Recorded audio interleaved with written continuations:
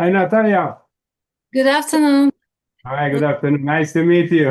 Nice to meet you. And personally, I am very happy to see you today. Hi, Thank you. Douglas. And I really hope that we'll have also other opportunities, Ye- also offline. Yes. Douglas, I am very happy to meet you.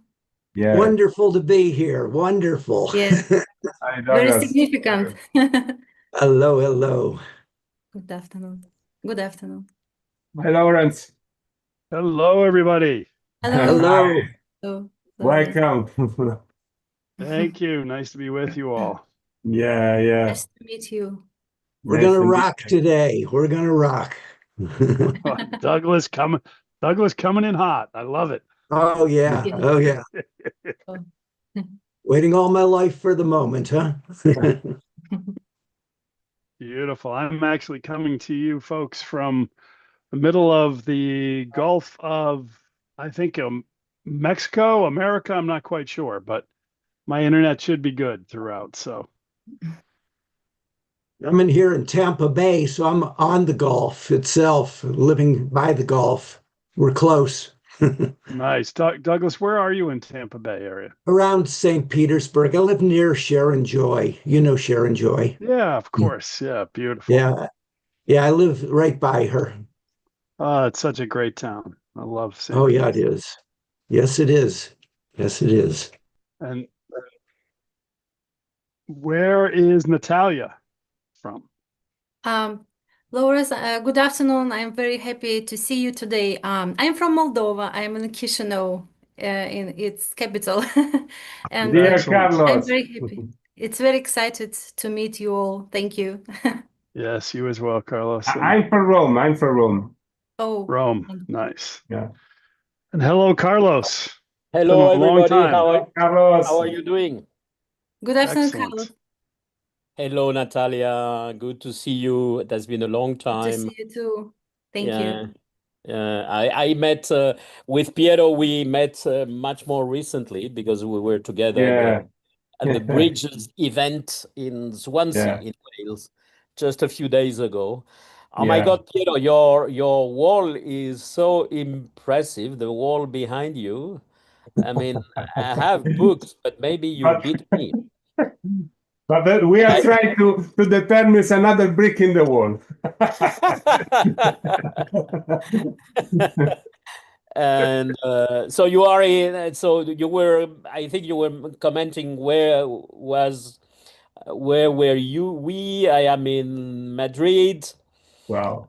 Uh, so Natalia in Moldova, right? You said Right. Chisin. Yes, I am here. Good, good. And our friends, you from the US. Just a moment, Carlos, huh? Just a moment. Okay. Yeah. Douglas. Douglas is in Tampa. I am heading towards Tampa. I'm in the middle of the Gulf of, used to be the Gulf of Mexico, but I hear it's the Gulf of America now. So God help Well, us. depends on who you ask, right? exactly. It's funny on my nautical maps, it doesn't know what to do. Well, I think for most of the world, it's still the Gulf of Mexico. Yes. But for some people, no. Uh, Yeah. and Douglas, where are you?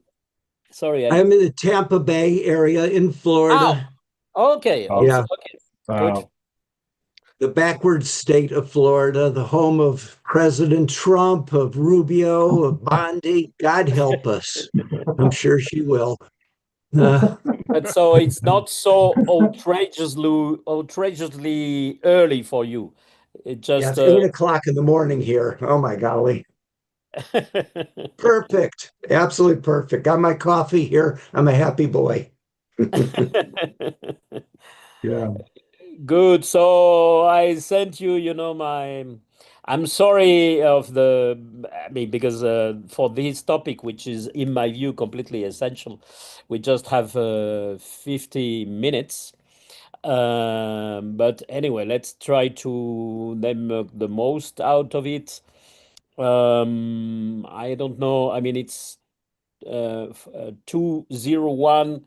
Now maybe unless the support or WAAS support says otherwise, I think we can start in a couple of minutes. Yeah. Vani? Yes, we can start. Okay, maybe, but do we have already a good To number of record. attendants in the session? Yeah. Because we don't. Some of them have joined Zoom. Some are watching YouTube also. Yes, we can start now. Okay. But then let's start. And the session is, of course, being recorded. First, I would like to thank WAAS, the World Academy of Art and Science, of which I am a fellow, although my time is mostly dedicated to the Club of Rome. I'm the Secretary General, but I wanted to thank WAAS for these for the organization of this conference. This is the fourth and last day. You know, all good things, even the best things, have an end. So this is the fourth day, and it's really exciting to have the opportunity to discuss with our panelists of today on a topic which I think is essential. Challenging, I would say, but essential at the same time. And I just read the framing of the session as it was put in the program of the conference. The sources of global turbulence, you know that global turbulence is framing the whole conference. The sources of global turbulence all point to fundamental flaws in the ideas, theories, institutional functioning, and policies directing society today. This session, in which we are now, will examine and challenge underlying fallacies and propose changes in thinking required to address the root causes of the challenges that humanity confronts. So this is the very interesting, very thought-provoking, I would say, topic. And to discuss that, we have, I would say, an excellent panel, especially because we have people from completely different backgrounds here. If I have to summarize in one word, you know, we have contributions from philosophy, music, business, and healthcare. Nothing less than that. And all of them will be, I think, crucial to dig into the topic. And in order to make the most out of the little time we have, we have agreed with the speakers on a process with the first round of interventions where each of them will have 5 minutes of time to speak, to discuss on two questions that I have proposed to them, connecting with the framing of the session. And you are free to address the two questions, one of them, one more than the other, and in whatever order. Feel free. The two questions are the following: in your lived experience, whether at personal or professional, in professional domain or a combination of both, what made you dramatically change the way you were thinking, if that ever happened? Because this is about changing the way we think. I think there are good reasons to address that because we face, you know, self-inflicted existential threats for humanity, and either we change the way we address them, but in order to do that, we change the way we think, or the futures will not look good. The present is already not looking good in so many ways. So very important to address this question of how we change the way we think. And it came to my mind, what if you, the panelists in this session, shared your personal experience of changing the way you think in whatever context? How did that happen? And how painful that was, maybe, but up to you. And the second question is, in your opinion, which underlying fallacies should we expose and work on to change our thinking in order to address the root causes of the challenges humanity confronts? In other terms, what are the blind spots that we have right now, particularly the blind spots that we don't want, whatever we see, but we don't want to see. And this idea of underlying fallacies that we have to confront, to address the existential challenges. And I stop here from my side. All the panelists have extensive background, very interesting, all of them. I will not put time in presenting them. So maybe now just I give the floor to Piero Dominici from Italy, and who is what I said earlier, is the official philosopher and system thinker. Although I think all of you are to some extent philosophers and system thinkers, but you do that professionally, Piero. A real pleasure to have you with us. Please go ahead. Yeah. 5 minutes for your intervention. Yeah. So, dear Carlo, thank you so much. And really, thank you for this very important and meaningful question without any rhetorical dimension. As you know, I've been studying and researching on complex system complexity for 30 years now. I have had many experiences and met many people to have left a mark on me. I think that every encounter stains our lives and our personalities. I think back to my international PhD program and meeting the great Edgar Morin. It was an irrepressible experience of scientific, epistemological, and methodological maturation. Today, Edgar is like an older brother to me, always generous and open in his greatness. But to answer your question, I have to go back to my private life. What has most radically marked me in terms of my way of thinking, in terms of thought and systemic vision, reinforcing the knowledge I've gained through research and teaching, is something that happened in 2020. In 2020, in fact, I was infected when there were no treatments or vaccines, with a very aggressive and systemic form of COVID, with permanent damage to my lungs, pancreas, liver, eyesight, and here, less sight. In the early years, I also had to undergo extensive rehabilitation to learn how to breathe again. The breath of complexity, I called. Something we take for granted, and to recover my memory, especially my short-term memory. Long-term COVID, After 4 weeks of intensive care with an oxygen helmet, my inseparable travel companion, the doctors thought I wouldn't survive. I can say that living with suffering among many other people in the same serious condition, while I was there counting, thinking about every single breath, I had the most radical and definitive confirmation. Even as you know, in science and knowledge, nothing is ever definitive and certain, of the systemic and relational dimension of everything in the reality we inhabit. And I have the most radical and definitive confirmation of, once again, of all those separations, distinctions, categories, paradigms, epistemologies, which have served us well, very well, in advancing our knowledge and life, need to be radically retaught.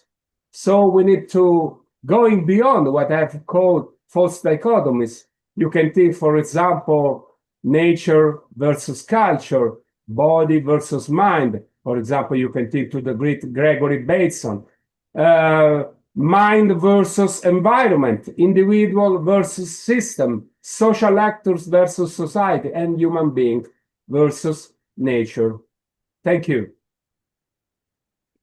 Well, that's really touching, Piero. Thank you so much for sharing this personal and very challenging, very tough experience. And I'm of course happy that you came back from that. But so interesting to see how you living with suffering as inspired you, as also confirming the complexity.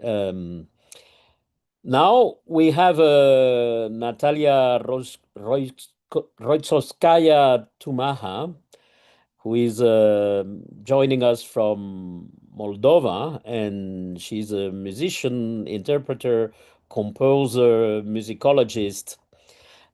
So flying to a completely different, but of course completely connected space of knowledge and human experiences. And music inspires, I think, all of us. So, Natalia, the floor is yours to share your Thank you view. very much for your kind introduction. I am honored to be here and share my thoughts because I am a creative person, as you mentioned, and I'm involved in different areas of arts and philosophy also, and researchers. And I think that future president form all direction as never before, urging to be born through us. Within trembling once stable structures lies a deeper signal. Turbulence is not merely what disrupts the system, it is how the system learns. What if the destruction what maybe if the dysfunction we witness is not collapse but initiation, a civilization rite of passage where obsolete patterns dissolve to make way for the unthinkable new, like neurons firing before insight, like water turbulence before it becomes cloud. We are undergoing a repattering of consciousness itself. And what if our deepest conflicts, geopolitical, ideological, extensional, are not failures of diplomacy, but the very forge in which planetary awareness is being formed? The seemingly irreconcilable divides between worldviews are in fact a charged process of mutual attunement. The concept of conflict, setting aside its most extreme forms such as war, is a deeper interplay of national interests, cultural identities, and social economic dynamics, much like drama, where conflict is the unity of opposites, a stimulating force that moves the story forward. Ukrainian and Russian narratives, Israeli and Palestinian truths, global North and South perspectives, they do not negate one another but coexist as interdependent polarities, quantum entanglements arising within a shared human field. Each holds a fragment of the whole. I understand it very well because I am close to this situation and I am from multicultural areas. This is why traditional peace building so often fails. It seeks surface harmony while overlooking the evolutionary intelligence embedded within conflict itself. For this is not a crisis of knowledge, I think. It is a crisis of perception, of imagination, of coherence. Humanity's next evolutionary leap is not technological but perceptual. Neuroscience reveals that our brain instinctively perceives contradiction as threat, triggering amygdala activation and increased defensiveness. But neuroplasticity reveals another path. We can train ourselves to metabolize paradox, not just intellectually, but somatically, relationally, emotionally. This is how we begin to rewire how we relate to difference. Let us listen to those we disagree with, not to defeat them, but to be expanded by them, where another's truth do not threaten ours, but deepens it.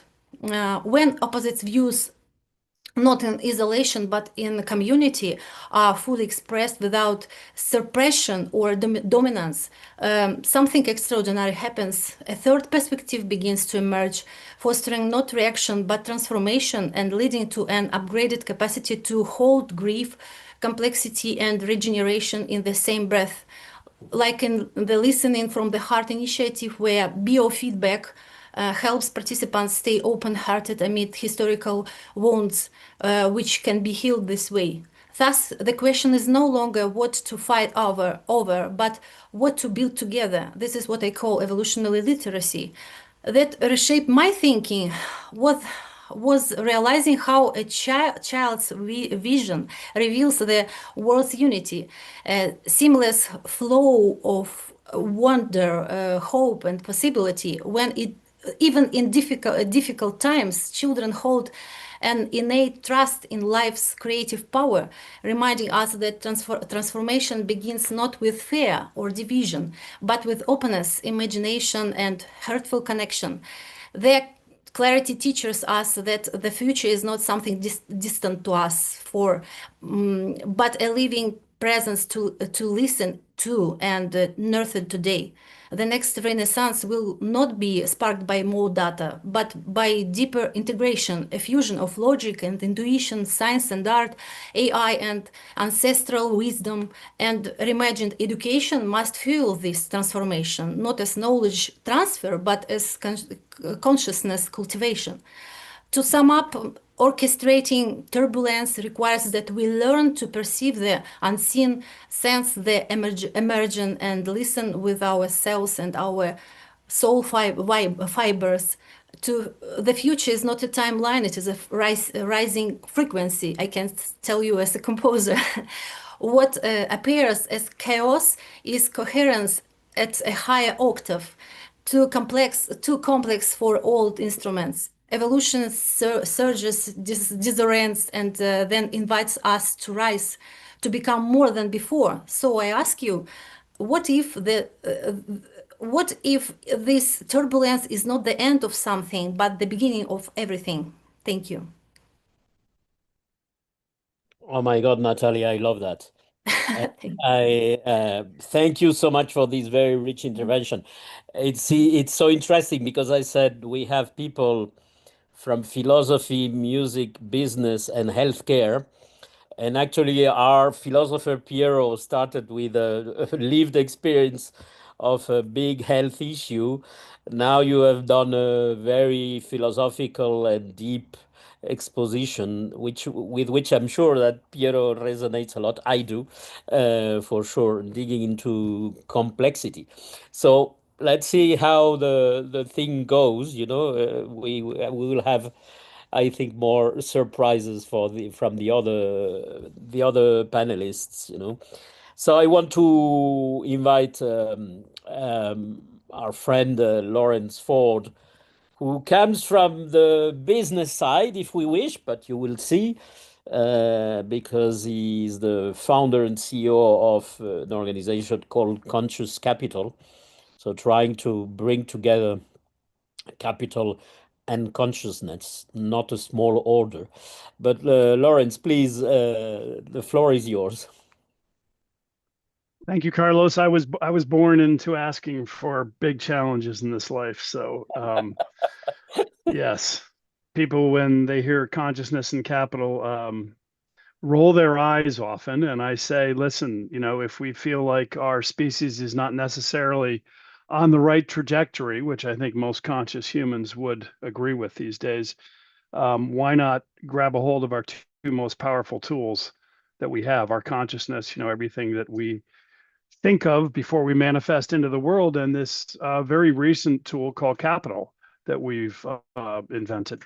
So that's why I dance in those worlds, and sometimes they can be strange bedfellows, but I think a lot of our problems come from the fact that they are not worked on together. So I have a couple things I want to, I know we're very tight on time, and I want to have some dialogue, as you've said, Carlos. So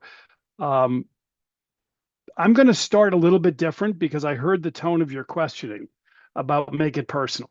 And then I will maybe spend my last couple minutes, if they are around, for some philosophical aspects of where we're going with the Conscious Capital Foundation around GD purpose and third seasons. And Talia, you ended with a beautiful question. What if this, and I will put it in my own words, so forgive me, but what if this crisis and these difficult times are really a gift disguised in another way, which I deeply believe are, because the only time humans change is what I call through third seasons, when we get our I think this is the technical term, our collective asses kicked.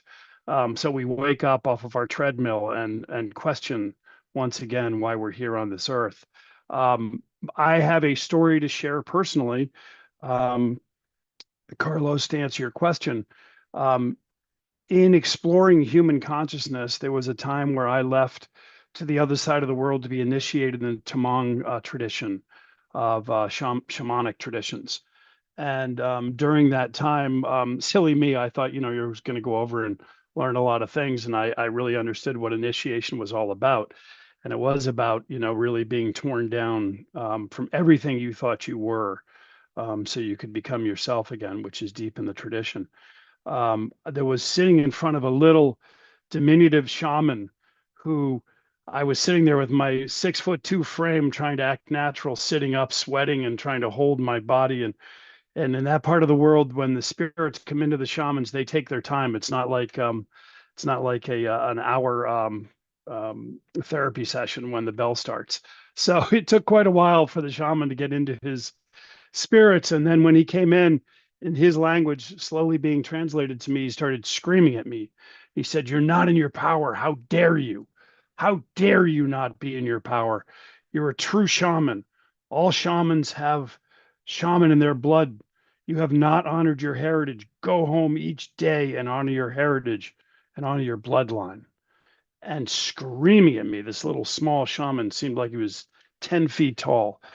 And I knew instantly what he was saying to me because I was adopted and had a little bit of a rough time as an infant. And so he was basically seeing right through me and saying, "Go home and find your birth parents and follow that heritage because you have some healing to take care of." And he could not have been more right. And, you know, so that journey through my time was deeply informative and literally broke me down in some of the old pre-verbal childhood wounds that I had been carrying that had kept me from living whole. And it was a very, very difficult and also incredible time of my life where I had entered a space which, thank God, I have never seen before or since, but we would call clinical depression for a year. And at the same exact time, I was in such peak knowing.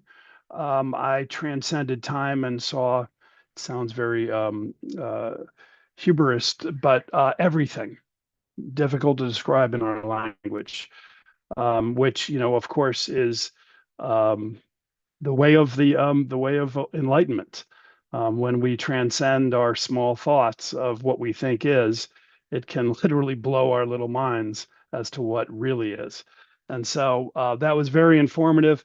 And then when I woke up through this crisis, and I will finish with this, I got a message from spirit or beyond, and it said, "Go back now and be the change," which I thought was a little bit trite out of a book, but I did go back into capital because that was the place that real change is needed and where power is these days. So I will leave with that because my 5 minutes are up, and hand it back over to everybody and back to Douglas, I believe.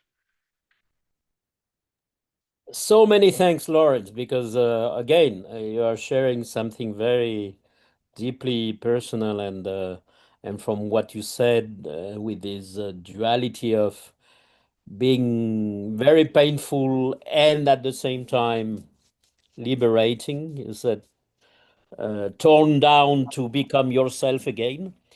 That's, I think, a very insightful metaphor. And you also said difficult to describe. Yes, the best things in life are genuinely difficult to describe.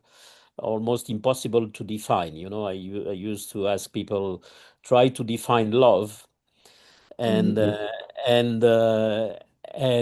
but at the same time, everyone is able to recognize love when we feel it. So what you describe of your experience is, I feel, is a little bit in that category, right? So Exactly. many thanks for your openness.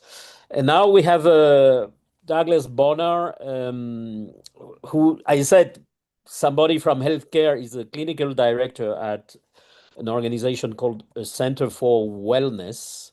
And if I'm not wrong, there was also something significant, Douglas, in your life, which led you, a significant change in your life, which led you to do that. So please, the floor is yours. Happy to hear you, and please share your experience. Thank you. Thank you. How exciting. I'm new to this, to the World Academy, so thank you for accepting me on this panel. This is really wonderful for me, quite an experience. Yeah, I'm a licensed mental health counselor, have been for 45 years. I just retired last year from a private practice. And this all started for me. The dramatic experience goes back 55 years ago when I was a young Marine in Vietnam, where I had a powerful spiritual experience of oneness, essentially. That changed my life. My identity started to form then in Vietnam. I left Vietnam, went to Hawaii. I turned in a top secret crypto clearance. I worked in the field of intelligence. I turned in my clearance as a protest against the war, and it all started from them. I knew I had to be part of the solution. I had to be part. So also grappling at that time with addictions. Many of us came back from Vietnam with our addictions, as you all know. So this was a piece that dramatically changed my life. It was never the same after that, essentially. I went back to school at that time, got my degrees in psychology and got my graduate degrees in counselor education. I worked for 23 years as a consultant on child abuse and neglect cases, professional consultant doing thousands of family interviews and reports to the court and all that about child custody, about safety of the victims, etc. During that time, I also started groups on parenting. I was studying child development extensively during those 23 years, started groups called Roots and Wings, the Balance of Healthy Parenting, to put into practice what I knew about development, developing our wholeness, not just development of childhood development, but the progression of our evolutionary development, that we are to go beyond just being okay. We are to thrive, essentially. After 23 years in this profession, I retired, and then I went on to start my private practice at a center for wellness. My clients are court ordered into my private practice for 29 weeks, 6 full months after being arrested for domestic violence and other acts of violence. So as a group therapist, they're in my groups for 29 weeks. I morphed my parenting groups, Roots and Wings Way of Wholeness, into Roots and Wings Way of Wholeness, where I get to teach my clients about ourselves as essentially divine beings. This is information they've never had in their lives. It was talked about the wounding. I heard you talk about that, Lawrence, the personal wounding that we get growing up in our families, in our communities, in the culture that we raised in, which was very yang dominant. We're all wounded to some extent, but the people that were court ordered, very much wounding. I got to teach them. What an opportunity. Here's a mantra that I use. I get to initiate the uninitiated. And here's a challenge to all of us to bring our gifts forth and be able to speak from our passion of what we want to accomplish, what we are able to in our professions, our personal lives, in our relationships, in order to bring this way of wholeness. The second question that you had asked, Carlos, which underlying fallacy should we expose and work on to change our thinking? To think that it's only about our thinking, it's not just cognitive.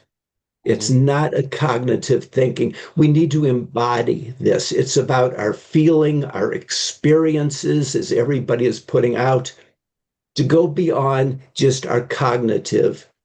That we are now in our evolutionary moment, we're recognizing that we are part of the living earth, the consciousness of Gaia, the living earth, and a conscious universe, the holo movement, if you will. If you're familiar with the information of David Bohm, the hollow movement, this is what I am called to bring forth, this information that we are the earth. We are the voice, we are the consciousness of the universe, to initiate the uninitiated, to tell people in our families, in our communities, through our professions, this greater truth of our being, not just what we're doing, the yang aspect of doing, but the yin aspect. We are evolving now, as been said by others. This is the opportunity. The poly crisis is the opportunity of our growth into our future humanity. And with that, I am complete, and I'll turn it back to you, Carlos. Thank you so much. Thank you so much. Very rich as well. And thank you all again for sharing your personal experience. I mean, there is a lot of resonance with different words, different perspectives, but there is a lot of resonance between you all. Now, I mean, I would like you to maybe to react a little bit to what the others have said, or just add something in whatever order who wants to go. I mean, time is still a constraint, as you know. We have something like 3 minutes each, and I know this is ridiculous, but 3 minutes each for each of you. But please, who wants to say something? Who wants to react or share something else? Piero? I'll jump in. It looks like. Oh, go ahead. As you go ahead. prefer. Go, please. As you Go ahead, prefer, no Lawrence. problem. Go ahead, Okay, Lawrence. I will go quick. I think, we've all talked about times in life where we need to get our collective butts kicked to wake up. The shamans talk about us sleepwalking through life. We literally are not present. We are not Yeah. here. Yeah. And which aware of a lot of our unconscious behavior and constructs, are produced, which is a very dangerous thing. What I'd like to just bring up as part of bringing delight to the group here is that we're in a fascinating time to be alive. Artificial intelligence, which we haven't brought up yet. I've just finished my book, The World Doesn't Need You, with the NT crossed out, is going to be published in December. Is a fabulous time because what it's doing is it's mirroring who we are and our constructs of our unconscious behaviors at mass and at scale. It's eating Moore's law for lunch. I mean, we are doubling every 2 to 3 months, not every 2 to 3 years now. And it is going to be scaling us off a cliff or waking us up. And to finish up, about where I'd love this conversation to go is that I believe, and I think everybody is saying this, that we're all here for a reason. And when we get to live our purpose, when we get to align our being with our doing, we have inner peace. And when more of us do it, we have world peace. And yes, we can be very screwed up creatures. It's showed every day in the news and around the globe. But when we're on purpose, man, we are unstoppable. We have all the world's solutions we need. They just need to be discovered, empowered, and amplified. That's the work we're doing at Conscious Capital Foundation. Come join us. But most importantly, we have to address money. Yes, Carlos, I am coming from the capital side as well. And, we've created this thing called GDP, which was great post World War II. Lovely. But guess what? It's broken. It needs an upgrade. And so I'm calling to GD Purpose, where we bring purpose in as the highest value of currency, which is not just a theoretical aloof thing. We've got beautiful members of WAAS joining us in the development of this theory, and I think it's a wonderful hack we can do, a la a Buckminster Fuller trim tab, to be able to change our current system, to be able to drive us in a whole new direction and raise our consciousness as a species. So I just wanted to throw that out to this wonderful group and continue the discussion. Thank you so much. Piero. But really, really interesting. Another time. I think that listening to all the speeches, not only the friends by authoritative colleagues and friends, not only in this panel, I think that I can try to share with you some points. I clarify that I speak also as a social scientist, aware of the importance of quantitative data. But as you know very well, quantitative data doesn't exhaust the complexity of reality. And you know very well that complexity doesn't mean more difficult. Complexity doesn't mean more confusion. The culture of complexity is a culture of co-responsibility, of sustainability. Implies the systemic and relational dimension of life and of social sciences, of social system. But the challenge of the contemporary world are epistemological and education. They regards, for example, what we know and define as knowledge, and the methods on which we try to achieve knowledge. So the strong premise from which we start are that the challenge of the contemporary age are first and foremost epistemological and educational. So as we all know very well, the transdisciplinarity that is the essential tool and strategy relatively to all our goals, not only SDG goals, at the micro and macro level. And in order to be able to deal with the complex and systemic dimension of problems, does not consist simply of putting together content and or subject from the humanities and the hard sciences area, which is what generally happens in our school and university. We mix the subjects of the two fields and think that this is transdisciplinarity. We need a strong project and strategy, because this unification and sharing of all sciences, going beyond, I have no time to explain this, the STEM doctrines, implies epistemological and methodological problems. It implies a focus on how we teach more than on what we teach. And I believe that in addition to being aware of this, we should make it explicit in our actions and projects. However, it was slowly becoming evident that the traditional linear models and reductionistic deterministic approach were no longer capable of analyzing the unstable dynamics of reality. You can think, for example, in a lot of countries, transdisciplinarity is the criterion that produces the selection among the academics and the social and hard scientists.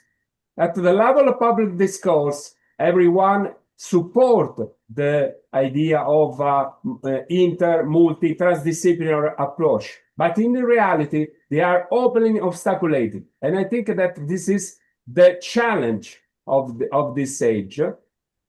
And I think that we be aware that we are dealing with several grand illusions related to this hyper-technological civilization that I call also define the great mistake. The belief that all the problems can be solved by delegating solution solely to technology, and that complexity in social system can be measured, managed, and predicted through data, algorithms, formulas, and statistics. This is the general confusion also in scientific literatures that confuse computational complexity and complexity. Computational complexity consists of infinite sequences of data that are in disorder, and we need to order through algorithms and mathematical formulas. But complexity consists of also what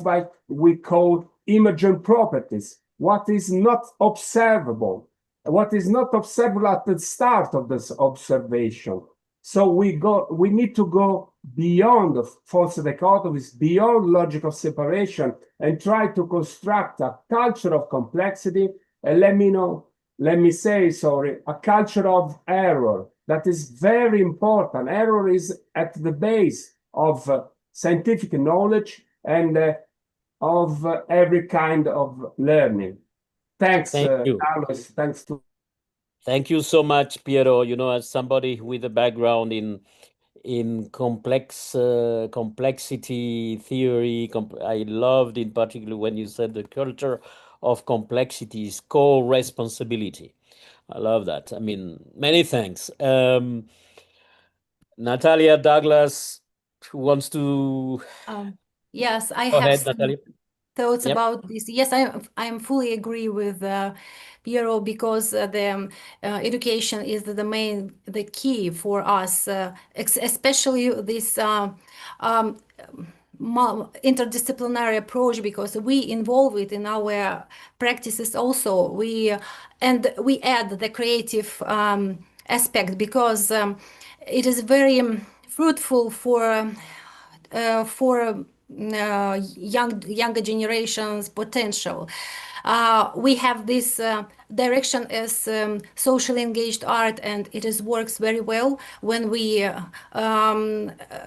addressing to synergy of different kind of arts and speak directly with soul, with interdisciplinary areas, disciplines which can empower each other. And it is very good way for understanding our reality and our perspectives for the future. And especially it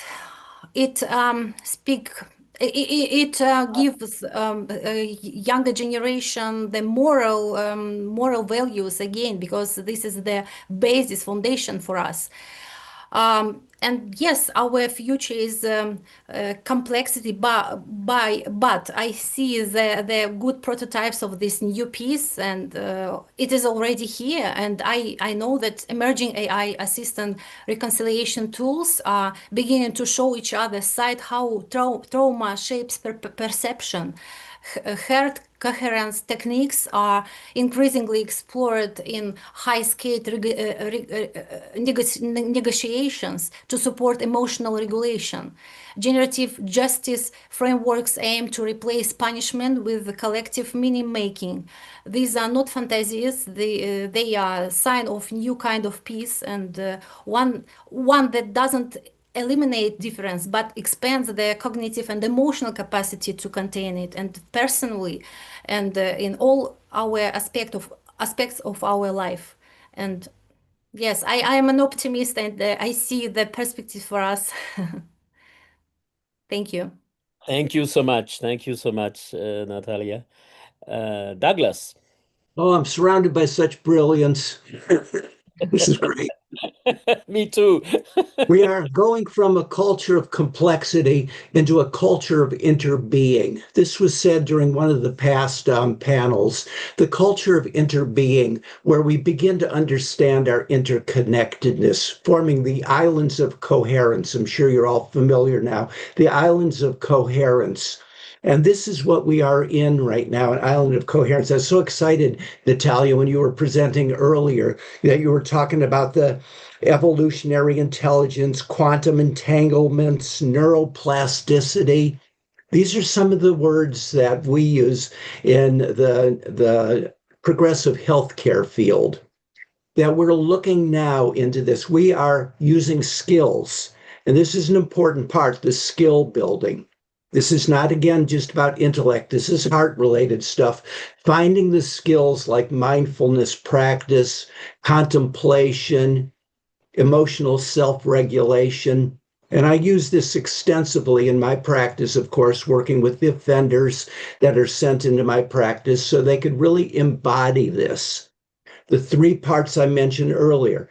There's an understanding of our interconnectedness. There's the embodiment of it, the experience of it. This is where our passion brews. And then there's the application of it. So developing this practice in our lives, like of mindfulness, of contemplation, we are literally changing our brain physiology, the neuroplasticity, again, forging new neural pathways, opening up our intuitive processes. This is the path of the shaman. I'm sure you recognize it, Lawrence, very well, that we're opening up new understanding of our oneness, not just cognitive, again, but an experiential understanding that we are one, we are connected with a living earth, incorporating indigenous wisdom, listening to what we're taught from the indigenous. We're also connecting with the cosmos, reconnecting with cosmos. I collect books. It's one of the things I do. Reconnecting with source. Erwin Laszlo, I'm sure from the Club of Rome, Carlos, you're very familiar with Erwin's books. He tells us so explicitly we've got to reconnect with this source, whether you call it God or Allah or love. But we need to reconnect with this. This is part of us. It runs through us, for us, as us, manifesting synchronicities. All sorts of things are going to be happening over the next years. The polycrisis, not just as a push to do, but also the syntropy. That was entropy. The syntropy, the future human. We are learning from our human potential, from our future human. So it's a good time to be alive right now. I would urge everybody to have hope during this, manifest the glory, manifest your potential, and give that gift to others of our wholeness. Thank you. So many thanks. So we are getting, unfortunately, close to the end of this session. Very rich, very difficult to summarize. At the same time, has been so much resonance between what you all said. And thank you for mentioning, Douglas. This is one of my favorite quotes, the one by Ilya Prigozhin, who, by the way, was prominent member of the Club of Rome in the 1970s. This idea that in moments of chaos, small islands of coherence have the capacity to shift the entire system to a higher order, So let's practice that. I would like to highlight some of the messages which have come from your participation. One is that learning comes often, maybe always, from suffering, from situations, really challenging situations, from situations of pain, of situations which question completely yourself, and your life, challenges even the possibility of life, as Piero made the point. But that definitely crisis, this has been said by all of you in different ways, that the crisis opens the space of possibilities.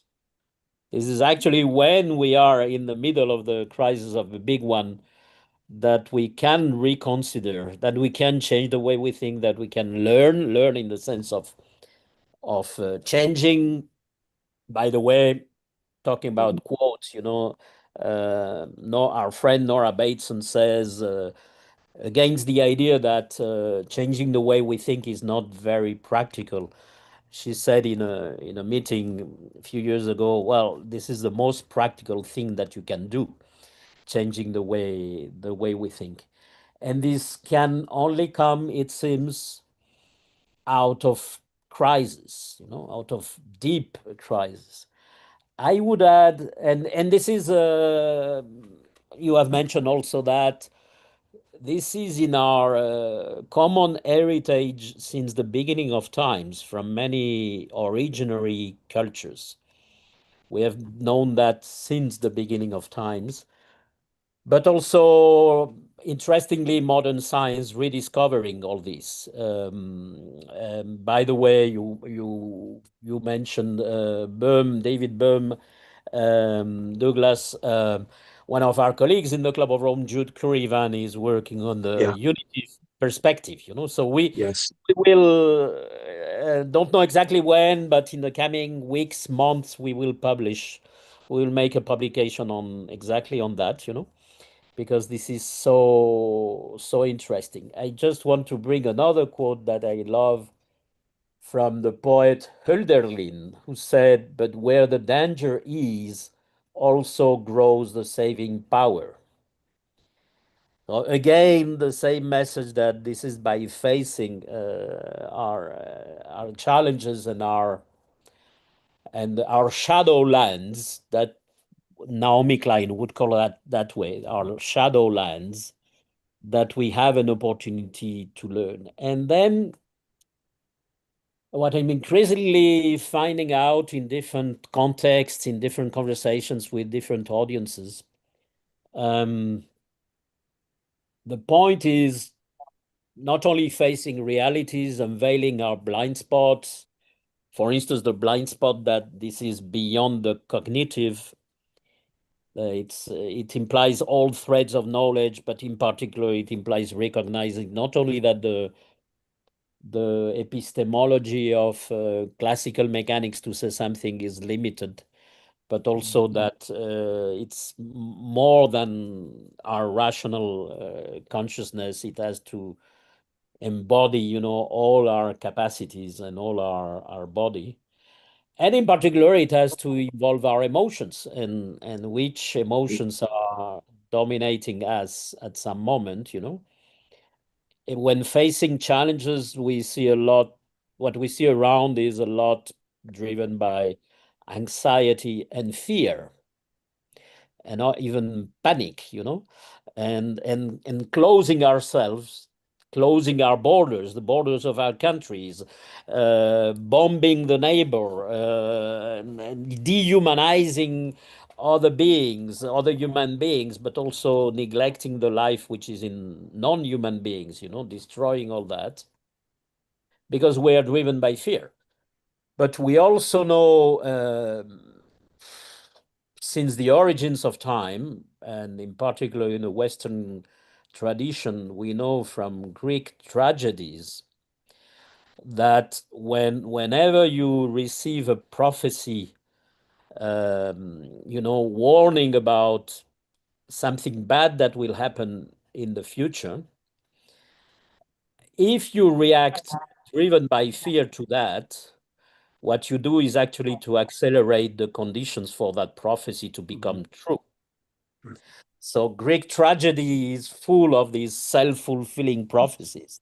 We should be already aware of that. And then, of course, the answer to that is that even if it is very tough, very difficult, very challenging, instead of, or in addition to, maybe, but we have to leave ourselves to be driven by hope and by love when facing these challenging situations. And hope, Natalia, you said you are optimistic. I am optimistic, yes, but I recognize the difference between optimism and hope. I mean, or naive optimism is to believe that things will go okay. This is not what we are talking about. Hope is the decision, that you bet on the humanity of everybody. You bet on life with a capital L, or whatever you want to call it. There are many other names. and you work on it. You know, it's hope is an action, not just passive Yes, perspective. because every situation has two sides, and we need to maybe concentrate on the opportunities, possibilities for us, facilities, and this is my way. No, but And I also on the wish you duality, too. you spoke very well about this duality, you know, and the us and them, and that we have to overcome this divide, you know, of us and them. So to finish, I just want each of you to say something. I proposed, let's beat something between less than 5 words about how you feel right now, whatever you want to share at the end of the session. So maybe Natalia, you can start. Thank you very much. I'm very inspired by our conversation today. It was very meaningful for me.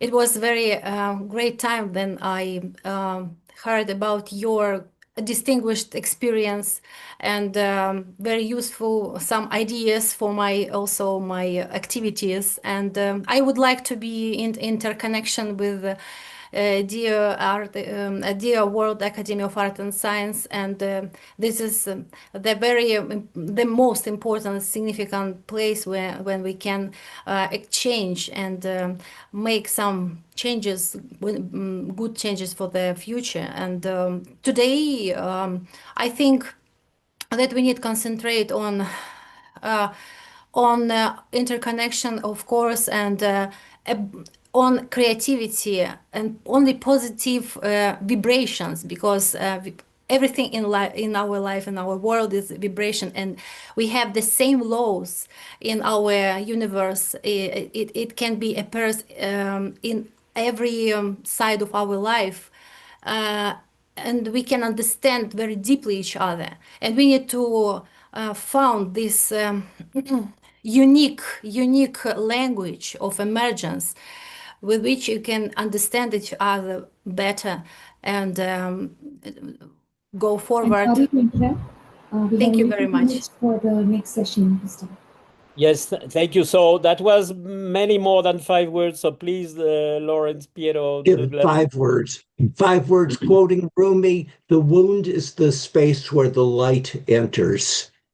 Just know that, Wow, yeah, the wound is the space where light enters. So I'll leave it at that. great. Lawrence, Piero, very, very short. Piero, Yeah. go ahead. Oh, okay, no problem. Really. I think that data and information are not experience. And I like to conclude with the great scientist and also philosopher Werner Heisenberg when he told us that what we observe is not nature in itself, is the nature exposed to our method of investigation. I think that in these years we underestimated the fundamental role of thinking and of system of thought. Thanks. Thank you. Thank you. Lawrence, last words. Okay, I'm going to resist my quantum physics and ethereal aspect here and get very practical. Follow the incentives. Mm, okay. So many thanks. We are exactly punctual, but we are unfortunately done in terms of time. Many thanks to all of you. It has been a very rich, and I hope the attendants will have enjoyed at least as much as I did. Your presence and your exchanges and your openness. Many thanks to all of you. Namaste. Thank you. Thank you co-host. so Thank much you. to Thank you, the everyone. Bye. fantastic moderator. Thank Really, you. really. Have a great day. Thank you. Hi to all. Take care. Thank you. My best wishes. Thank you.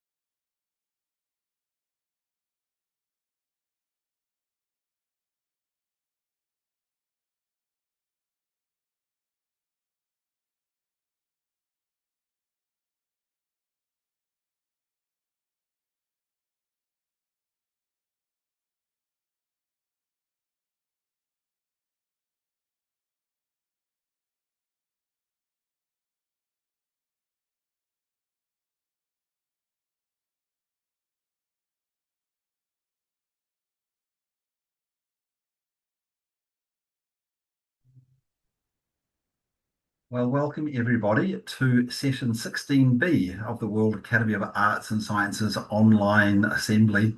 And I'm sure if you've been participating in various other sessions that you've been having some very interesting conversations and dialogue. And we hope to continue that with this session. My name is Alan Ware. I'm a founder of Parliamentarians for Nuclear Non-Proliferation and Disarmament, and also the Program Officer for the World Federalist Movement Institute for Global Policy, and also Program Officer for the World Future Council.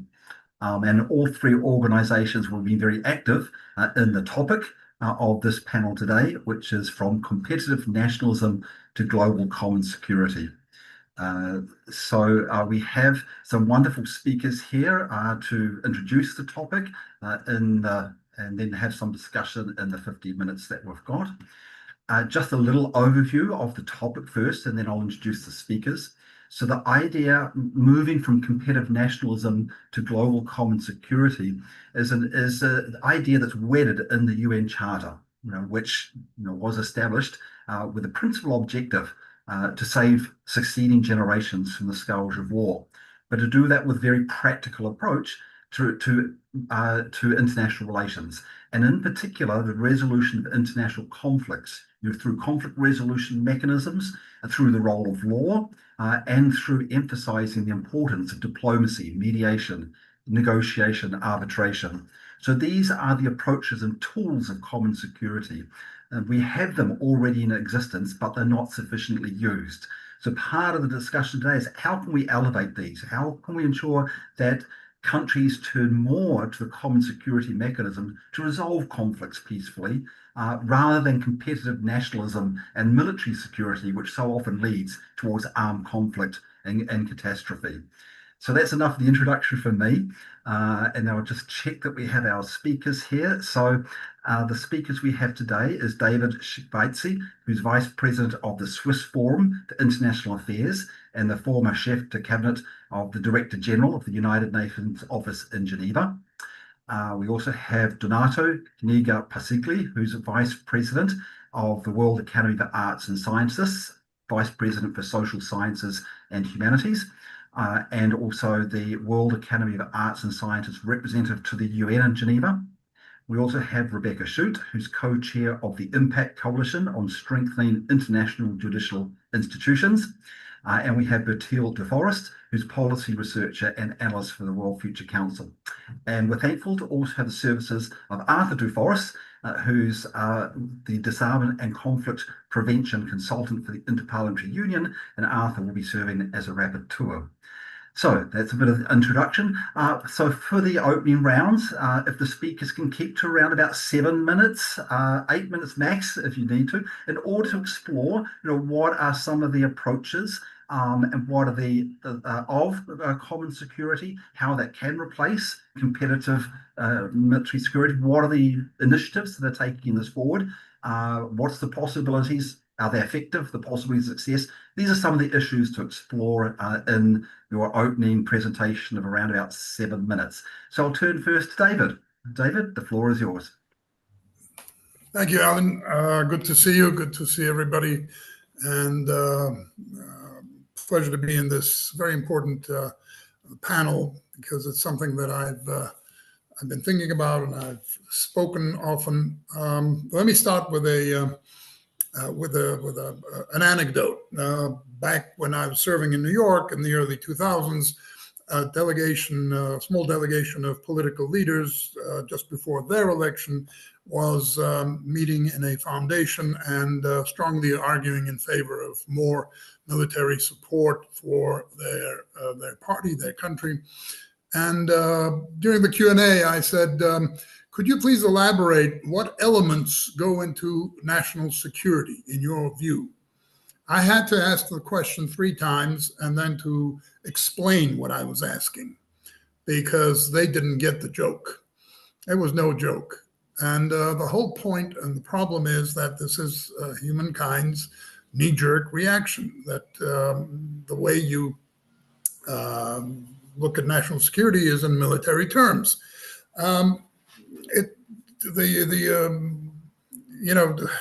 There's a famous quote by Churchill in his biography of the Duke of Marlborough that, let me read it, battles are the principal milestones in human history.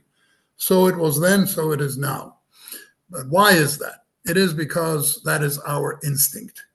And, you know, in order to try to find a remedy, we need to look at how it ebbs and flows, because there have been times when even the strongest and most belligerent of nations were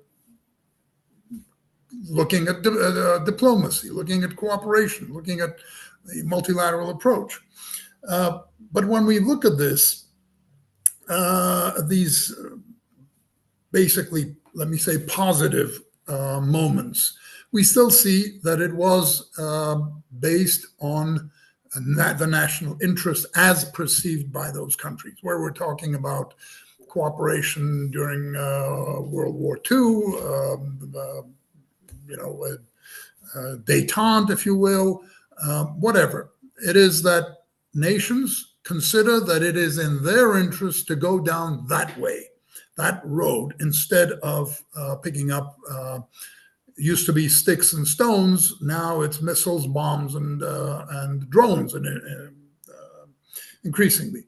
So, but the nature hasn't changed. Look, I mean, forget, we always talk about America, Russia, China, but look at Cambodia and Thailand just right now. I mean, why can't they discuss this? Why do these things flare up? Why does it never end in between Pakistan and India? Because nations, history shows, will move to the cooperative side when they feel either obliged to, under some very big danger, or they think it's in their national interest.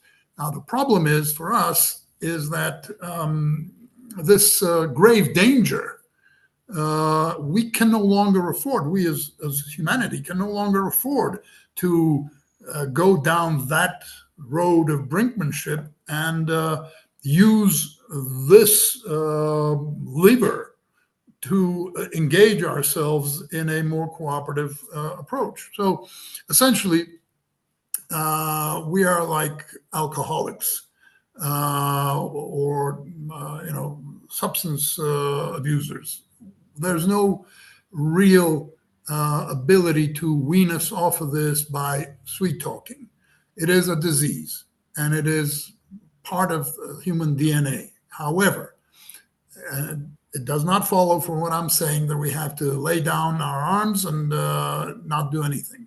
We have to continue arguing for this, advocating for diplomacy, for peace. What we are looking at, the global peace offensive.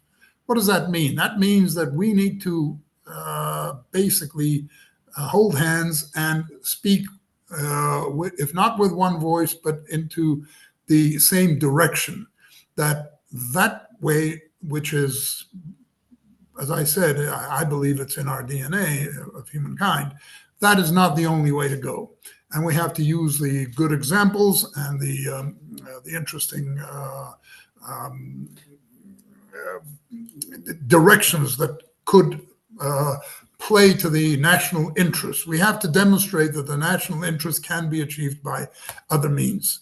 You are very generous with your timekeeping, 7-8 minutes. I forget when I last had that much time, but I'm not going to abuse it. So let me stop at this, and we can continue later. Thank you. Thank you very much, Dave. A very good start on sort of principles.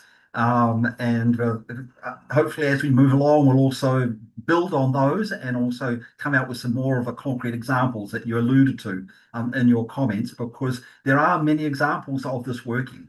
And part of, I think, in exploring common security is to highlight where it has been working and emulate those or build from them or be inspired by them, and also learn from the mistakes, you know, where things haven't been working. So getting concrete on this is something which is really important. I know some of the subsequent speakers are going to be talking about some concrete examples of common security in action. So we'll now turn to Donato. But just before I give the floor to Donato, just to remind the people in the audience that if you've got questions of the panelists, please put them in the Q&A box, which you'll see at the bottom of your screen, about like 2/3 along from the left. And then we will ask the panelists the questions after the initial round of presentations. So Donato, the floor is yours. Thank you, Alan. It's a pleasure to be with you and with so many friends, David, and all the others I can see right now, others that will listen in later on to our discussion. Let me say, first of all, there is no dichotomy between common security and human security. We went through that, Alan. You remember the exercises we have done not too long ago for the IPU, the Interparliamentary Union, that put our minds together in order to reconcile the two approaches. Of course, one, common security, derives from the Olaf Palme Commission, the conclusions that stated that practically the idea that nations and populations can only be truly safe if their counterparts also feel secure. So that was the major shift in terms of understanding what security means among states. But at the same time, actually a few years later, one of the geniuses of the past century, Boutros Ghali, that some officials at the United Nations probably did not get so well along with, but that was absolutely a first-class official, had the brilliant idea of developing the Agenda for Peace. That was in 1992. In 1993, a year later, he realized that there was a missing link. That missing link was the human security angle. That is when they tell you that it was a UNDP report that brought the human security at the highest level, it's totally wrong. This at least is my personal interpretation, my personal views, but I have the evidence of that because I was fortunate enough to be called into the office of Boutros Ghali those days and read actually the very first versions of the Agenda for Peace and its subsequent editions. So what Boutros Ghali meant, Secretary General of the United Nations at the time, was, well, there is an element that relates to people. People are not necessarily states, are about the needs of people. What are the opportunities that they have? What are the basic needs? What are the aspirations of people? So this needs to be reflected. And now we know that there was an evolution in terms of positive peace, affirming the principle of positive peace later on. All the peace studies have, of course, factored that in. But we owe it to that particular milestone, I would say, the Agenda for Peace of the Secretary General, that went through several iterations, as we know later on, but the only very good one is the original one. Now, we are at a stage, of course, that all these studies should be re-examined. We are doing also at the World Academy a reassessment. I started personally with the idea of the peace offensive over a year ago, when I revisited also my personal experiences and realized that, again, the personal relations, the relations with the people that need assistance, with the people that we can advise at some point as international civil servants at the time I was. I mean, what is the result of all that? The result is, first of all, that we have to understand we are not the actors. We are the ones that can facilitate processes, and we should be conscious of that. There are no real, except there are some exceptional figures, of course, but there are no exceptional mediators or negotiators that can do the deal themselves.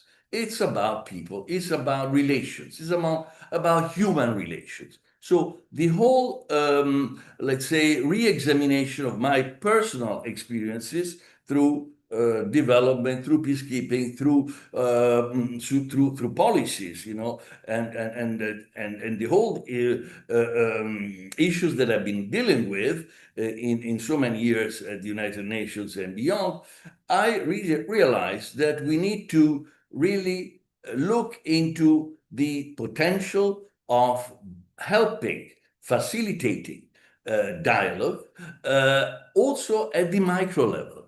If we really want to make a change in perceptions, a cultural change, we cannot just think in terms of grand schemes. The grand schemes don't necessarily work. We have to be extremely patient and collaborate as much as we can with the real actors on the ground that may need some advice, may need some facilitation in order to meet up, in order to focus on issues, on problem solving, on what is really necessary for them to advance and to make peace also with whoever they're dealing with. There are so many conflicts in the world, but we cannot just limit ourselves to the surface. We really need to have a deep dive into the real problems, and whether this, you call it public diplomacy, you can call it scientific diplomacy, you can call it cultural diplomacy. There are many means in order to interact with people, build bridges, and also diffuse tension. The diffusion of tension, again, does not happen overnight. It's a long-term process. So it needs that you have to do a gradual approach, a gradual, let's say, reduction of tensions. As a good thinker of the 60s, Charles Osgood was predicated. Osgood was a contemporary of Morgenthau, was a contemporary of Cyrus Zoppo, was a contemporary of those who were really looking into solutions for the arms race. So now, since we are talking about the arms race, I understand this is also the topic of this conversation. Well, they were already thinking in the 60s, that was, of course, the time of the Cuba crisis, that we needed to reduce tensions. Of course, you reduce tensions through high-level meetings, you reduce tensions with relations at the highest level, but also through the one-on-one personal relations that you can establish at different levels, in different fields. So it's true, the playing field is not always the same, but we have to have different entry points. So through the peace offensive, and my friend David Chivaise just evoked, we are looking into different entry points, and we are geared to present, let's say, different specialties and different capacities of individuals that are going to assist processes at a country level primarily. So my real, let's say, re-examination, as I said, or re-evaluation of past experiences brought me to believe that if we really want to move on in terms of achieving peace, common security, human security, first of all, we have to reassess what the basic needs are. What are the basic understanding that people have of what is security for them, and then also work with those who need assistance, who need cooperation. Also, because ultimately we need also to rebuild a right-based system and cooperation, international cooperation, that is the foundation of the United Nations charters,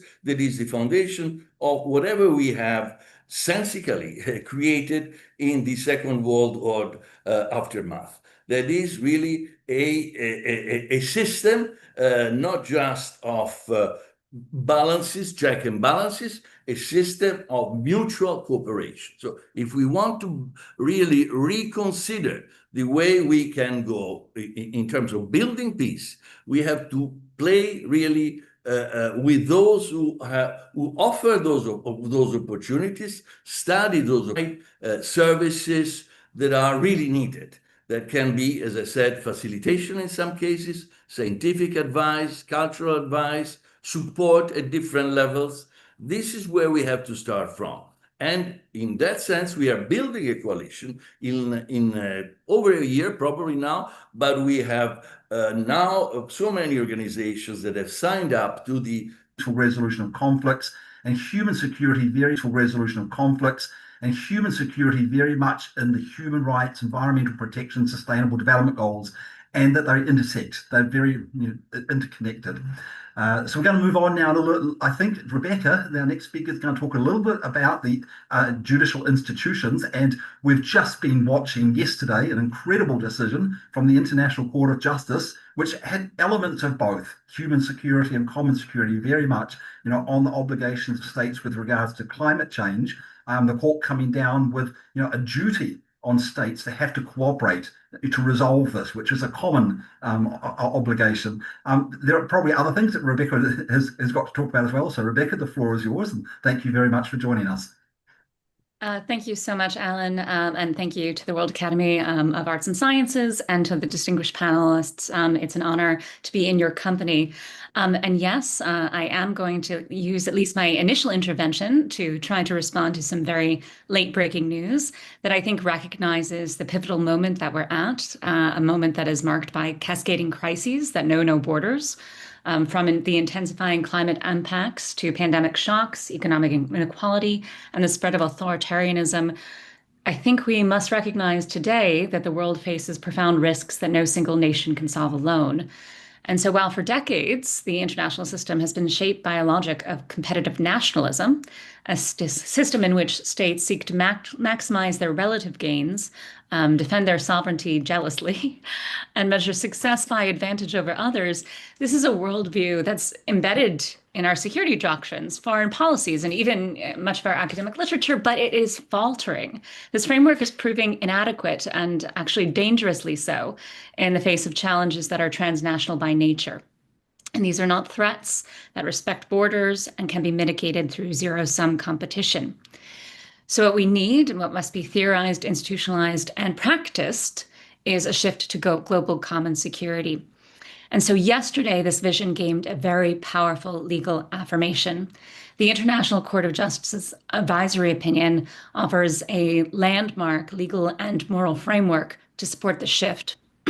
So just a little bit of background, because my time is limited. This was requested by the UN General Assembly unanimously at the urging of small island states. And the opinion addresses the obligations of states in responding to the climate crisis. I would argue this has been one of the most important jurisprudential developments of our time, and a profound and specific relevance to our discussion today on common security. And while maybe we'll get in the discussion to other mechanisms for a shift to a new multilateralism, including the Pact for the Future, I'm going to stick my initial intervention around the significance of the AO, the advisory opinion, with the caveat that it's been less than 24 hours since it was published. So please forgive me if there has been a limited amount of time to digest and analyze adequately. So the court held that states have obligations, I'm going to quote here, under international law to take all necessary measures to ensure the protection of the climate system consistent with the enjoyment of human rights, including the rights to life, health, food, water, housing, and a clean, healthy, and sustainable environment. What's really critical is that these are not merely aspirational goals. These are legal obligations that bind all states, and they constitute positive duties derived both from customary international law as well as human rights treaties and the UN Charter itself. And crucially, the court emphasized that these obligations must be carried out cooperatively. So preventing transboundary environmental harms requires, in the court's words, sustained and continuous forms of cooperation. So this framing dismantles any pretense that states can address global threats through unilateral or transactional approaches. And the opinion sets out a legal architecture for cooperative sovereignty, which is a concept that I think we may need to theorize more rigorously in the years to come in light of the opinion. So why does this matter for our theme? I'd like the audience and participants to consider three core messages from the court. So first, climate change is a common concern requiring collective care. So the ICJ reiterated that under Article 1 of the UN Charter, states must achieve international cooperation in solving international problems, with climate foremost among them. And the court views environmental protection and climate action as customary international law, which is a duty that binds every state regardless of its treaty membership. And the implication of this is that no country can go it alone, that meaningful progress demands shared responsibility, technology transfer, financial support, and joint planning, all explicitly mentioned in the court's opinion. And this is the essence of global common security. So the second takeaway, the prevention of transboundary harm demands cooperation. So states must not only prevent environmental harm themselves, but must also, quote, cooperate with each other in good faith to prevent significant harm to the climate system and other parts of the environment, which requires sustained and continuous forms of cooperation. So in this sense, cooperation is not optional. It is integral to preserving global security, human rights, and ecological stability. Thirdly, inaction may constitute wrongful acts with consequences. So the ICJ held that failure to curb emissions, regulate fossil fuel subsidies, or sufficiently protect vulnerable populations can be legally wrongful, opening the door to reparations and litigation. And although the opinion itself is advisory and non-binding, this significantly raises the stakes, reframing climate negligence as going from a political choice to a legal obligation. I'd also like to briefly underscore four principles that are instructional from a common security approach. Firstly, that climate change is a human rights emergency. The court's opinion makes one thing resoundingly clear: the climate crisis is undermining the most fundamental rights of people around our globe. And that competitive nationalism has fueled a race to extract, consume, and pollute, where the rich pollute the most, but the poor suffer first and worst. And the ICJ challenges this model and insists on a different one of solidarity, cooperation, and reparation. The second principle is the legal duty to cooperate. The third is that human rights are at the heart of global security. Perhaps most significant for this audience is the way that ICJ weaves together environmental protection and international human rights law. The AO affirms that states not only must avoid causing harm, but must protect the human rights of populations affected by climate change. So in effect, I'm wrapping up, this opinion expands the zone of accountability. And that's holding that states must take into account the global and intergenerational effects of their actions. And so moving forward, from competition to collective care, in a sense, we must look at the ICJ's opinion not just as a legal document, but as a mirror that reflects who we are as a global community and what we can become. It's not an abstraction, it's a juridical, political, and ethical imperative. Thank you so much. I know I'm over time, Alan. Thank you, Rebecca. That was an incredible summary, and not everything from the decision of the court. There's a lot of other things to be pulled from this decision, which was very comprehensive. It took an hour and a half for the president and the judge to read it out, and not going into all the sources of law. That was just laying out what is the basis, what is the framework, what are the specific obligations. But more than that, this was also something which was led by youth from the world in the beginning, joining in with like-minded states, a real movement. And it was a cooperative movement. It was people from different nationalities, from different backgrounds, from different experiences, all coming together with a common cause, which is very much part of this common security framework. So the very campaign was living this. And then the court sort of amplified it and laid down the legal basis for this. So I'm really excited by this. Of course, this is not the only case from the International Court of Justice. There are other ones. The International Court of Justice is not the only judicial institution, but this is a very inspiring one. And thank you so much, Rebecca, for highlighting this. And Alan, just to underscore the points that you made, this went from a movement led by 19 students from the University of the Pacific Islands to only the 5th unanimous advisory opinion in almost 80 years of the juridical history of the International Court of Justice, the world's highest court. So thank you. It's been an honor. Thank you. Now we're going to move to Bertil, who I think is going to be talking about some specific examples of policies which reflect some of this. And I think this might answer the question or the comment that Rajendra put in the chat saying, are there countries or are there good foreign policies?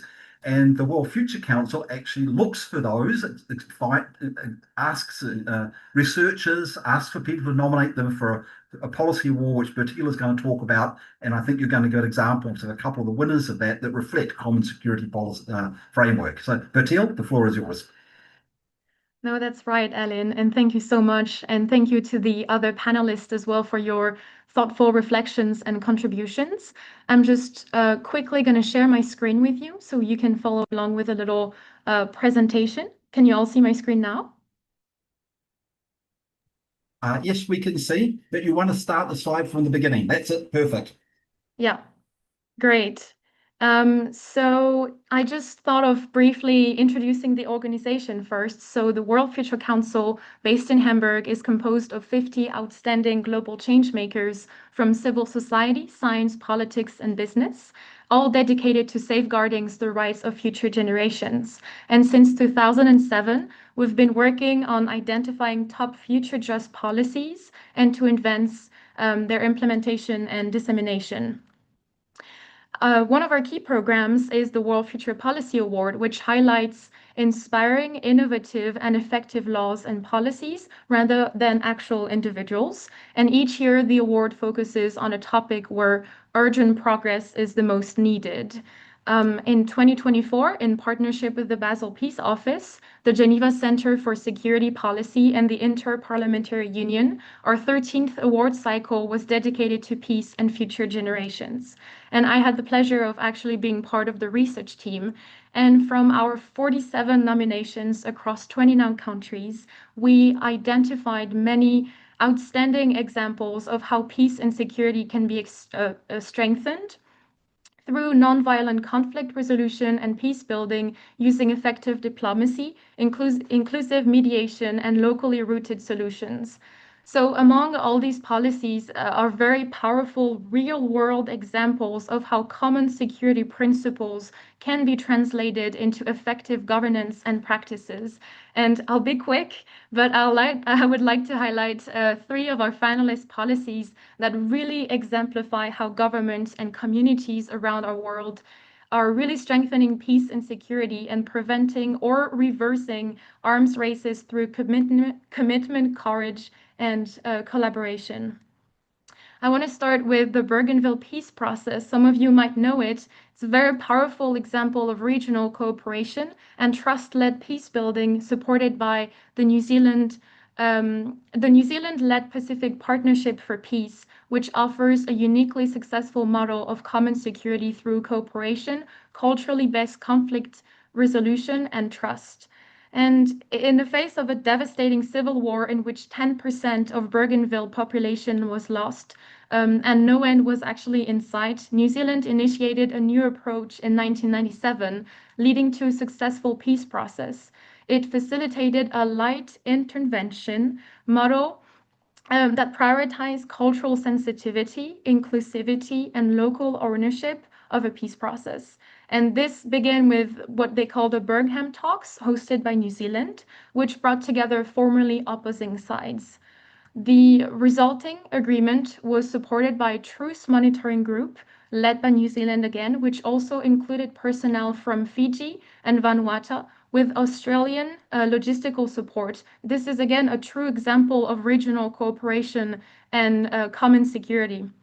There were around 300 monitors that worked in small unarmed teams embedded in communities, building reports through daily interactions, and the whole process respected traditional reconciliation practices and including diverse voices. And for the first time, Bougainvillean women played a really strong key role in shaping the peace process on the ground.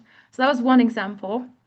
But wait, before I finish, the results was again a locally led ceasefire that has held for 28 years and looks set to last. The drafting of a Bougainvillean constitution and the establishment of an autonomous Bougainville government in 2005 and a peaceful independence referendum in 2019 with 97.7% voting in favor. I'll turn now to Costa Rica on a national level. With Costa Rica's abolition of the army and affirmation of active neutrality, which really shows how a country can prioritize and achieve peace through diplomacy, constitutional and international law, and social investment. So Costa Rica abolished its army in 1948 and made this part of its constitution. Since then, it has reaffirmed its commitment to peace and neutrality through official declarations and Supreme Court rulings, including a 1983 Neutrality Proclamation and a 2014 Declaration of Peace as a human right. In its regional and international relations, Costa Rica replaced its reliance on military security with a reliance on common security, using diplomacy, common security bodies and mechanisms, including the UN and the Inter-American Court of Human Rights. So Costa Rica has, of course, resolved a number of disputes with its neighbors at the International Court of Justice, including one in response to an armed conflict or armed invasion of Costa Rican territory, and played a central role in the Central American peace process. It has also led a number of UN peace and disarmament initiatives, including the Arms Trade Treaty, the Treaty on the Prohibition of Nuclear Weapons, and the UN Declaration on the Right to Peace. Its neutrality, diplomacy, and promotion of the rule of law have really fostered regional stability, democracy, and a culture of peace. So for this third example, I want us to turn to a grassroots initiative from the Philippines involving highly effective mediation, conflict resolution, and a holistic environmental peace building, which is called the Kauswagan From Arms to Farms program. And to invite you to the inspiring world of Kauswagan, I would like us to watch a short video. So I hope this will work. Please let me know if you can hear it.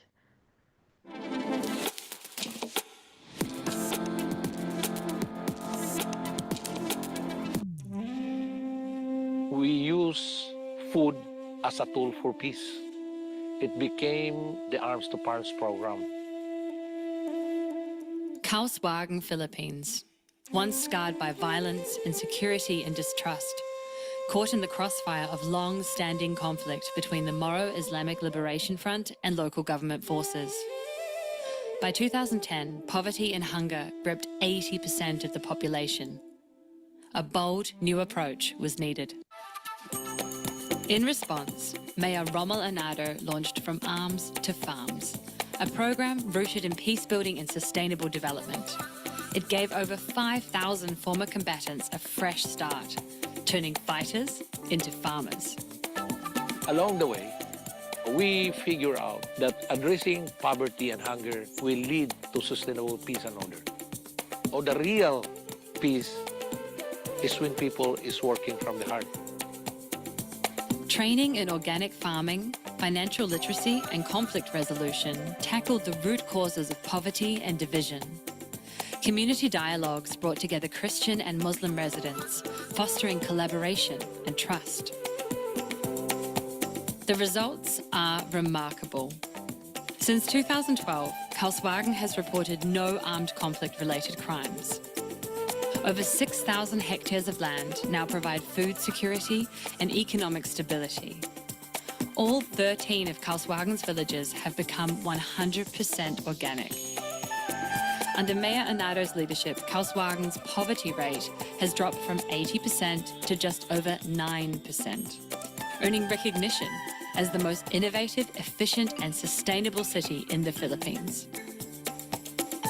From Arms to Farms is now inspiring similar initiatives across the Philippines and beyond. Kauswagan proves that integrated solutions can bring lasting peace and prosperity to conflict-affected regions, benefiting current and future generations. There we go. And I'll just continue from here. There we go. So yes, this is truly a really great example, and it really reflects key values of common security and also human security to some extent, resolving conflict through cooperation, enabling inclusive development, fostering reintegration through mutual trust rather than coercion. I'll make my concluding points here. These three cases, I think, really remind us that lasting security doesn't really come from arms or dominance, but from cooperation rooted in law, culture, and trust, and also shaped and led by the communities that are mostly effective. And other effective and sustainable policy that resolve conflict or prevent war do already exist. And they, of course, are critical for both humanity and the planet. They're often not well known or too few, but I hope those were at least inspiring for you. And if you want to explore these examples amongst others further, you can scan the QR code you see on the screen here, and then you'll find our brochure, our videos of our other winning policies, and some additional resources. Thank you. Thank you very much, Bertil. And I also put the link in the chat if people didn't manage to bring their smartphone out in time to catch the QR code. Thank you very much to all four speakers. Really interesting range of approaches and comments on this. We've got about 7 minutes left, I think, before the next session. So just a couple of follow-up questions. Firstly, to Rebecca. So you were focusing very much on the role of the International Court of Justice with this example of the climate case, but there are many that criticize, the International Court of Justice, saying, well, it's not binding on states.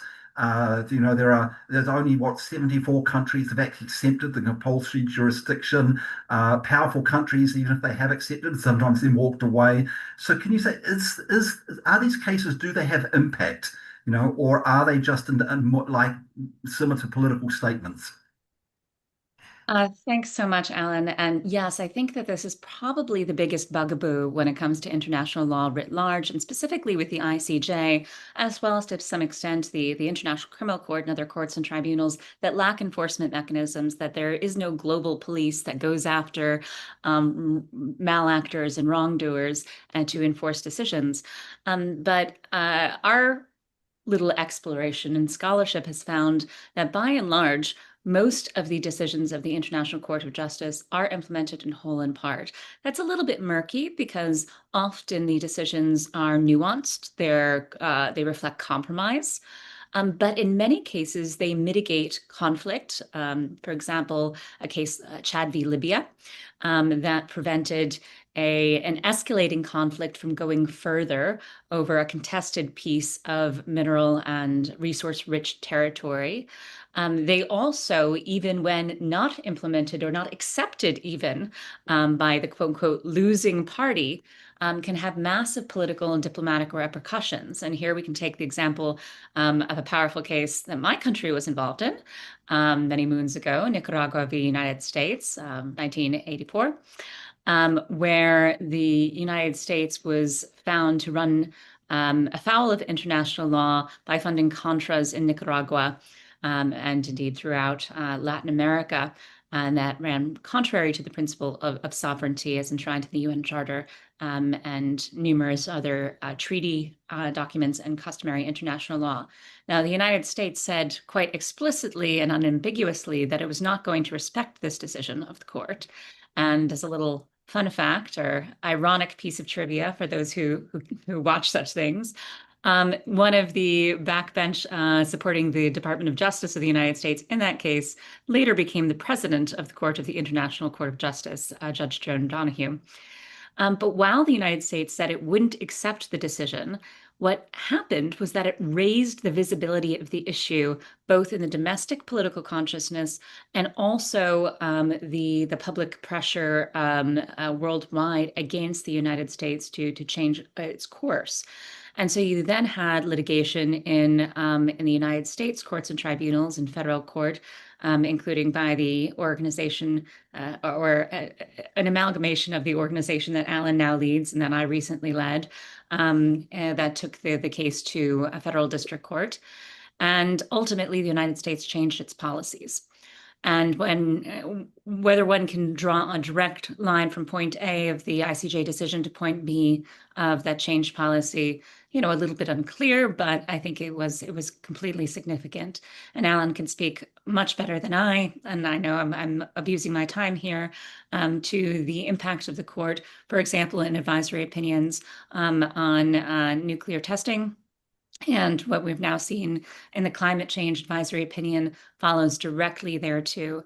And again, the advisory opinion on nuclear weapons testing, or on whaling for that matter, you didn't necessarily, in a contentious case in the latter, you didn't necessarily see the outcome writ in black and white, but you saw the effects ripple from and reverberate from the court's action, either in a contentious dispute or an advisory opinion like we saw yesterday. Thank you very much, Rebecca. And I did put a link in the chat with ICJ success stories, which talks about the Nicaragua versus United States, plus some other ones where the less powerful countries have won against more powerful countries.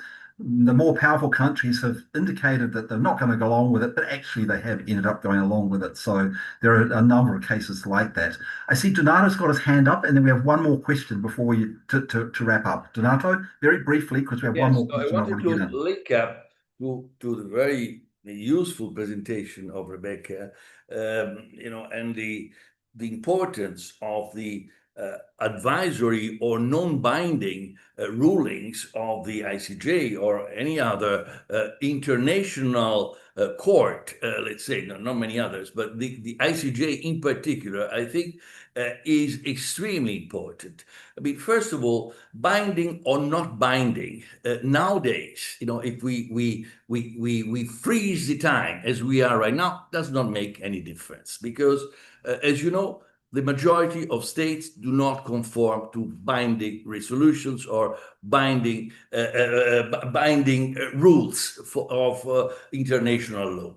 The second is that in any case, they represent customary international law. They are a foundation of customary international law because they are based on customary international law. So the importance of these rulings, and in particular, something that deals with the environmental transition, with the respect for the environment, respect and mutual assistance in this case, that is extremely important for small island states and other states that are threatened. And not only, I repeat, not only states, but the populations, the people, because that is actually even more important than the state's boundary themselves. So this, I think, is extremely important. Administrations go. What does not go, stays and goes. What does not go is the ethical standard. So if an ethical standard that is based on customary rule and human rights will remain for generations to come. So I really feel that a decision of this kind, as you said, is a milestone, a groundbreaking kind of ruling that will remain for many, many years from now. So you're right to pinpoint that this is an extremely important decision for the well-being of humanity, I would like to say. Thanks, Donato. We've come to time, but the actual next session doesn't start for another 10 minutes. So maybe if we can keep chatting a little bit longer before they cut us off, because I see Rebecca would like to give a contribution. And then I have a very rapid fire question to ask everyone. Rebecca? Thanks, Alan. Yes, I just wanted to emphasize the point that the court made yesterday that the obligations ergo omnes, so owed to all states, not just to an injured state party, derive from customary international law, not just treaty law. So they're binding on non-states parties to core environmental treaties. I'm coming to you from the United States. I also just wanted to point out, I think it's Arthur's comment in the chat about the importance of the parliamentary role in this equation. We talk a lot about the executive branch that negotiates the diplomatic agreements in New York or Geneva. We've been talking about the judiciary, but we often leave the legislature out of this dialogue, and it's absolutely indispensable, not only in domesticating the opinions and jurisprudence of international courts and tribunals and executing the diplomatic agreements. But really in fulfilling its full representative, legislative and oversight obligations to all of these goals of common security and global mutual interdependence. And here, I brought up just the other day, Arthur, in a conversation about the Pact for the Future implementation follow-up, that there's a dashboard now that of the 54 core actions in the Pact itself, and then I think it comes up to 80 when you add the actions in its 2 annexes. So many of those, it's just put in the dashboard that this is going to be a member state responsibility. Well, what does that actually mean? That means the legislature, right? That means the parliament. And so how can we connect a parliamentary, indeed interparliamentary approach to these conversations and these negotiations and these processes that are mostly in New York, Geneva, et cetera. And so I'd love to pick up with the IPU, among others, on that conversation. Thank you so much for emphasising the importance of parliamentarians, the legislative process. And of course, this is at all levels. Interparliamentary union is bringing parliamentarians together from across different jurisdictions to be able to share good practice, to be able to join, have cooperative action, learn from each other and support each other. But we also look coming down at the sub-national level, the real importance of mayors and councillors, and you know the world now really is working at multiple levels, from the individual human security through the local, through national, regional and international, and all of these can work together. So really important to have legislators at all levels. We haven't been cut off yet, so I just want to allude to one thing that Rebecca sort of also mentioned. There are attacks on multilateralism at the moment. There are attacks from powerful vested interests, against progressive policies, attacks against the International Criminal Court, attacks against the UN. But is multilateralism still alive? Is it resilient? Are things like the Pact for the Future, which was adopted by consensus, are things like the decision that came from the International Court of Justice yesterday, are they indications that multilateralism is still strong, it's still embedded in our common humanity, and will survive these attacks? Very quickly, in 30 seconds, is multilateralism still alive? Do we have a future for common security? Let's go with Bertil first. Well, that's definitely a difficult question to answer right away, but representing younger generations here, I really want to be hopeful that there are already solutions that exist, and hopefully other nations can get inspired by that and actually take action. Especially because common security and human security are frameworks that are quite broad and easily sort of applicable. So I really want to remain optimistic to our future. And the decision from yesterday was one step closer to that. Thanks, Bertil. David?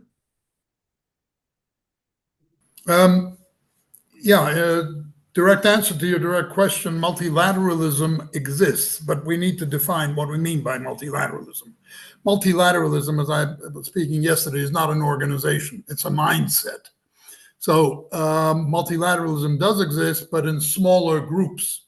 You have the BRICS, the EU, ASEAN, etc., etc., etc. What is being neglected or not used is a multilateralism that beget a universal organization. And therein lies the confusion in people's minds. When they say multilateralism, they think UN. No, the UN is an organization. Multilateralism is a mindset. And it was multilateralism that created the UN. And it is the absence of the multilateral mindset that has now put the UN in dire straits. So it does exist. And just a quick point on 2 points quickly on what regarding parliaments and so on. I know. I can't hear you, but I can see your gestures. There is a disconnect. The United Nations deals with the executive branches of governments, of countries, member states, not with parliaments. And we are making an effort to deal with parliaments, but it is the executive branch. However, it is the parliaments that domesticate the laws. And lastly, we need to get the most powerful countries to and who have a special responsibility for peace and security as permanent members to stop going against the UN Charter and stop give a decent example to the rest of the member states of the United Nations organization. Thanks, David. Turn to Rebecca. Thanks, Alan. Well, I've put in the chat an opinion piece that I cannot claim any credit for, but I think that the title summarizes my own views, which is in defense of reformed multilateralism. So we cannot take the institutions that are human-made, indeed man-made, let's put it that way, honestly, 80 years ago as preserved in ember and too brittle to touch lest they break. In fact, it's baked into the UN Charter that this is a work in progress. Harry Truman, in his remarks to the concluding conference in San Francisco, where we celebrated the milestone just a couple months ago, made certain to reaffirm to all of those present that this was going to be the job of generations to revisit. And I think we might have lost sight of that somewhere along the way. We talked a little bit about the Pact for the Future. We didn't have time to talk about the UN 80 agenda, which also represents perhaps an opportunity, but also maybe some red flags or some risks for the future course of the United Nations and indeed the global governance project on which common security rests. And by that, I look toward the potential to preface cost saving and efficiency over effectiveness and cooperation with having a perhaps short to medium term view as opposed to longitudinal view that is truly necessary to achieve effective multilateralism. So I'll end there. Thank you so much, Rebecca. And Donato, I think you have 1 minute before we'll be cut off and this will revert to the main session. Donato? Let me say that with a touch of idealism and a lot of realism, we can very much pursue the interest of humanity. There is common security, there is human security. So if I'm cut off here, is good enough. But all I want to say is that we have to work towards that achievement with gradual tension reduction, with renewed international cooperation, local cooperation, and human relations. So if we build a different level of human relations with this cultural shift that I was referring to, that is the central point of the peace offensive, we may achieve something for the present and the future generations together. Thank you, Alan. Thank you so much, Donato, Rebecca, Batil, and David, for this conversation. And thank you to the World Academy for Arts and Sciences for providing the space to have this discussion, complementary to many of the other discussions that have been taking place as part of this online assembly of the World Academy of Arts and Sciences. And with that, it's 4 o'clock, and I think we're going to be taken to the main session and continue conversations in other rooms. Thank you so much, everyone. Thank you. Thank you. Bye. Thank you. Thank you so much. The link to the closing session of the conference is posted in the chat window. If you could simply click on the link, you'll be taken to the closing session.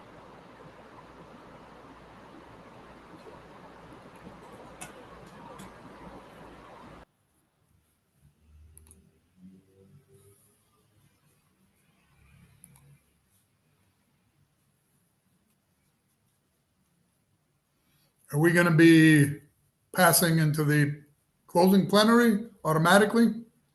Yes, if you could click on the link. The link is not live. That's why I'm asking. Do you see the link in the chat window? It's not live. We don't have a link on the screen. We have the link on the screen, but it's not live. Okay, not on the screen. Parallel, all stream videos. I don't know what that means. All stream videos. No. Chitra, can you please stop sharing the screen? You need to go to the. Oh, I see. We have to go back to the chat window. Yeah. Oh, how do I go back there now? I don't know, but we have, maybe we close then. We close and Yeah, if you can close also, you can see it in the agenda or in the website. okay. Oh, please join. No, this there is nothing. There is no link. Please join parallel. We don't have it here, but I'll find out.